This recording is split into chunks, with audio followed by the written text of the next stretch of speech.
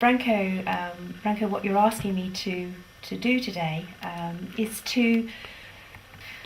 I think Branko, what you're asking me to do today is to, in a sense, be an introduction to the paper, the joint paper that we wrote about our correspondence. And because I can't be there with you in Aberdeen for the conference, I'm trying to get this recorded so that some aspects of the text that we wrote together can be illuminated.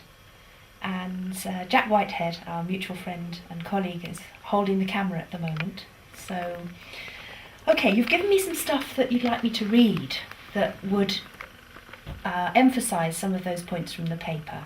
And I'm going to do precisely that. And I hope that it comes out in a way that you find it's useful for the people that you're working with, and that if the people are watching that now, I hope they're enjoying what they're reading and I am seeing, and I hope that this gives some life to the paper which Branko and I wrote, which so much emphasises the importance of the personal and the living and the relational and the dynamic, not only to correspondence but of course to educational development.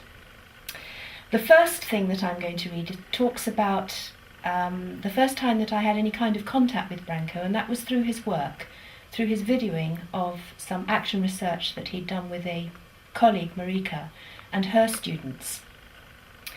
And I refer to the journey down to Bath, where I talked with Jack Whitehead, and then Jack showed me the clip. And then that afternoon I watched your colleague's classroom with the children accounting for their action research in a validation meeting.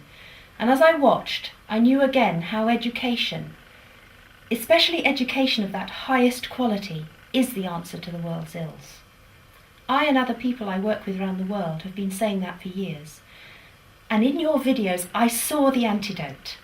It was a juxtaposition within the day that was overwhelming, and indeed even connecting with it again, even as I'm reading this here to you now, brings back the paradox that is the heart of human beings.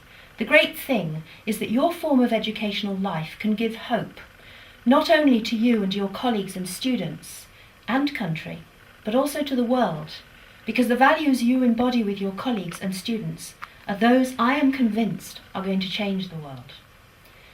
You ask a question, and a hand goes up from the foursome of children. You pick the girl at the back, whose action research we've already seen. Her answer seems bold, precise, and confident. I can speak no word of your language, sorry about that, but the tenor of her voice is very clear. There seems little hesitation, little sense that she's speaking to an authority figure. Again, I have to be careful here because, as I say, I don't speak any word of your language, and so I may be actually not interpreting about cultural norms from your society. And of course my understanding of body language may be off as well. When I worked with 12-year-old students, I was fascinated by the growth in their ability to perceive me as a learning partner and a helper rather than a teacher. I became adept at harnessing children's own self-beliefs and exuberance in the processes of learning. What I see in your video, Branko, reminds me palpably of a moment when empowerment becomes incarnate. It's one of those indefinable, magical moments, in words, at least in my words.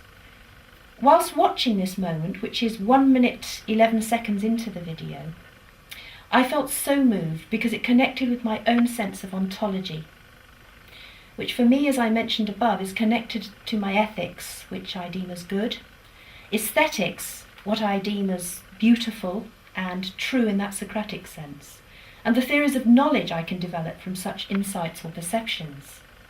I also, at this point, relate strongly to Jack's ideas about the uses of multimedia, as indeed I am actually hopefully exhibiting at the moment, and Sarah's about the loving eye of the camera. Through the loving eye of the camera, the speaker is given a wider life than she might already have or ordinarily have.